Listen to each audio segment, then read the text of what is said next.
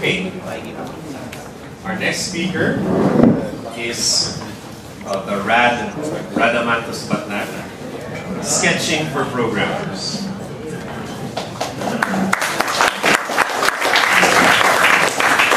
Good morning, everyone. I'm Radamanthus Batnag, and many people call me Rad.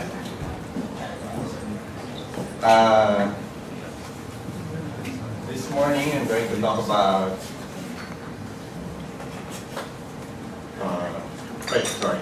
So I started programming web applications with the OpenACS framework around 15 years ago. And around 2006, one of the core maintainers of the project said he's quitting the project and he's moving to Rails. So I followed him, and I haven't looked back. Along the way, I've been one of the co-organizers of the Philippine Ruby users group meetups. And that's a long name, so we shorten it to FROG. Currently, I am working as an application support engineer at Engineer. We help our customers run their Rails applications on the cloud.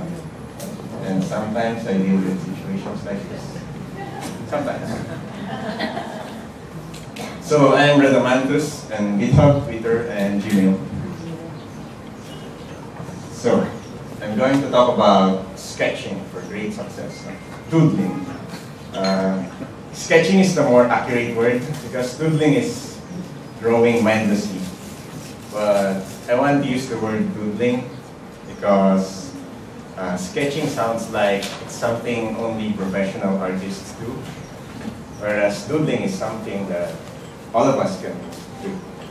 And that's one of the main points of my talk, that all of us should doodle. So doodling for great success. My talk is structured around 3 sections. We should doodle, we can doodle, and I will show you how to doodle. So, we should doodle. First, because it helps us learn better. When you're learning something, if you just look at the words, blah, blah, blah, blah, blah, blah, blah, blah, blah, your brain tries to absorb all of that. But when you try to doodle all those words, when you force yourself to get your hands, get a pencil and paper, and force your hands to make a sketch of what you're trying to absorb, it forces your brain to absorb the concept better. So you will learn better. And also, to communicate better. If you want to communicate something and you use not just words, but you also use doodles to communicate, it forces you to communicate to that person better. And it clarifies the idea to you and to the audience, to the email recipient, or whoever you're talking to. Well, that's just communications 101, so let's not delve into that. Now, we can doodle. You probably think that you cannot draw, and you're not artists. Your drawing is ugly. You draw ugly things like this. So, I'm going to tell you that you also can doodle. Because, so there's this visual alphabet. Sunny Brown thinks that you can visualize almost anything just by drawing these things. If you can use your hands to draw those symbols, lines, curves, and shapes, then you can visualize, you can doodle almost anything. I'll show you some examples. Coffee. Simple lines, coffee. You can do that. Something cute. Circles, lines, you can do that. Something fast. Shape, you can do that. Or you can even use those shapes to visualize some complex concepts like Windows architecture. You can do that too. So you can doodle. And another good news is when it comes to visualizing, to doodling, simpler is better. So for example, this nice picture of a cloud. It's from how to draw clouds step-by-step.html. It's nice, but if all you really want is to convey the concept of a cloud, all you really need is this. So simpler is better. So anyone can doodle. So we should doodle, we can doodle. How? So if you have this documentation that I got from the engineer college base. Given this blob of text, it's actually nice and well structured, but still, given this and an empty piece of paper, what do you do? Where do you move next? So I am going to share this framework from Dan Rome. It's this vivid grammar graph. So given a piece of information on top of text, he shows you how you can visualize that block of text. Let's walk through each section. But first, a bit overview.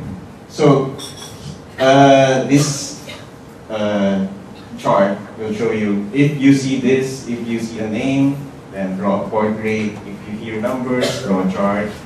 So just follow this framework and you'll have nice drawings for any block of text. So let's walk through them. I'll show you some examples. So let's start with the portrait.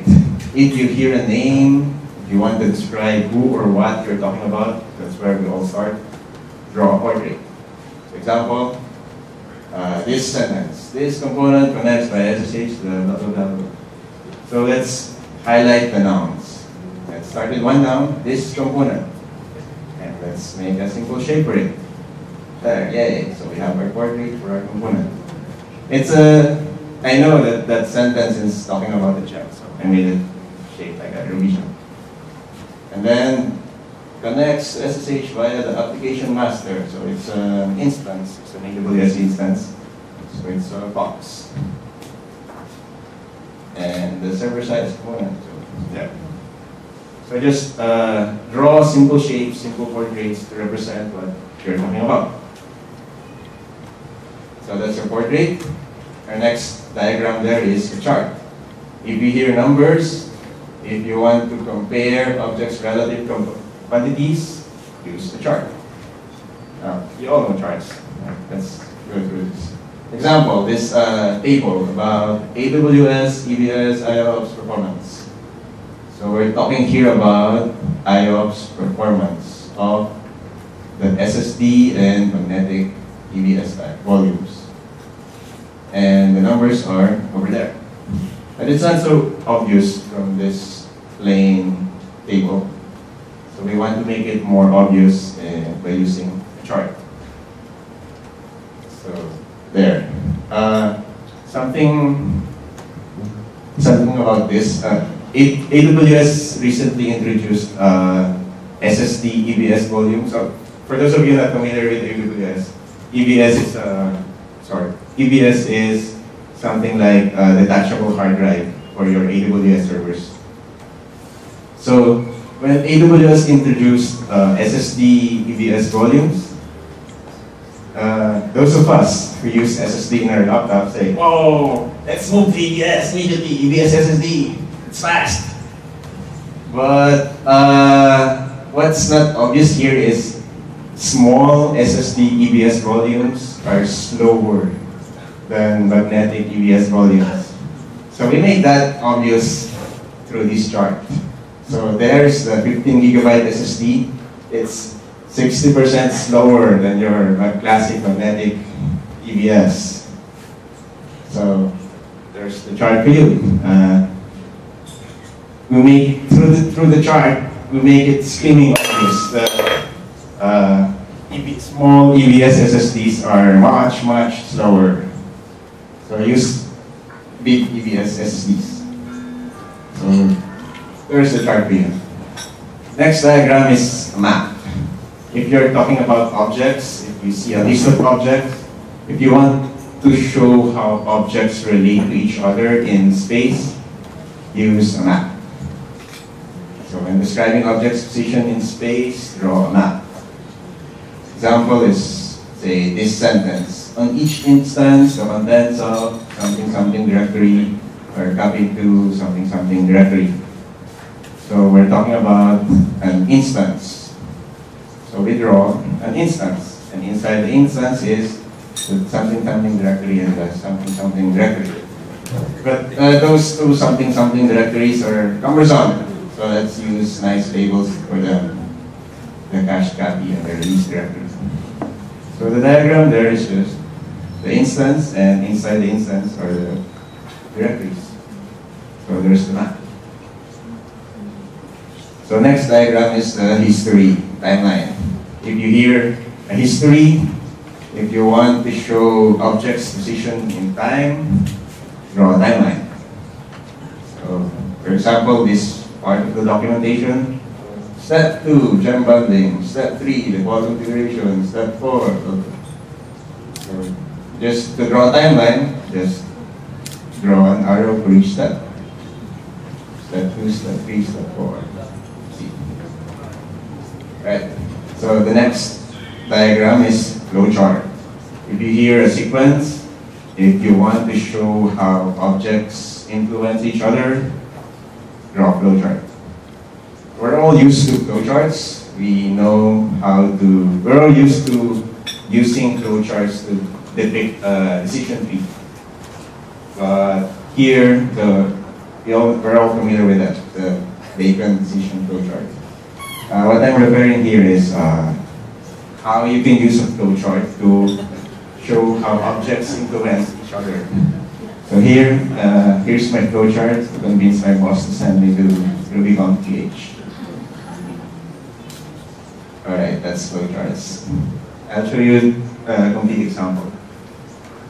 So this is how your Ruby code is deployed on engineered documentation.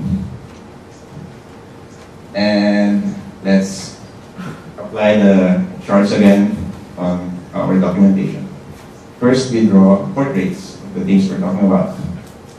So we look at the documentation again, highlight the nouns that we're going to talk about, and then we identify those nouns, give them proper labels, and then we draw portraits of those nouns. Easy. Simple shapes. So we have our portrait. Next, we skip the charts. We're not talking about numbers during deployment. Then we draw a map. During deployment, we're talking about your servers inside your engineered environment.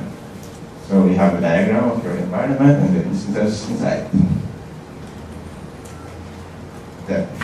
So there's your map. And inside each instance, you show the directories that are relevant for the diagram.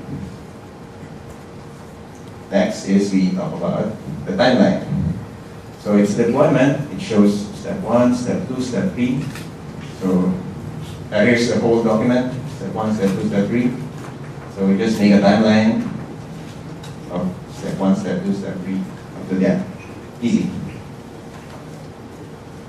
And we're going to skip the flowchart and the multivariate plot. I don't even understand what the multivariate plot is, so skip that. So let's put it all together. Let's go through the document again. And so this is the finished document, but let's walk through each page. Initiate the deploy. There's our timeline at the top. So we show where in the whole process we are. And then the original text is there on the right side. And then the map or the timeline, the map or is on the left side, on the right side, sorry. So there's the original text plus the visualization of what is happening in each deploy step. Check, step 1, step 2. So it still conveys the same amount of information, it just conveys it in a friendlier manner. So there's the original document, and there's our revamped document.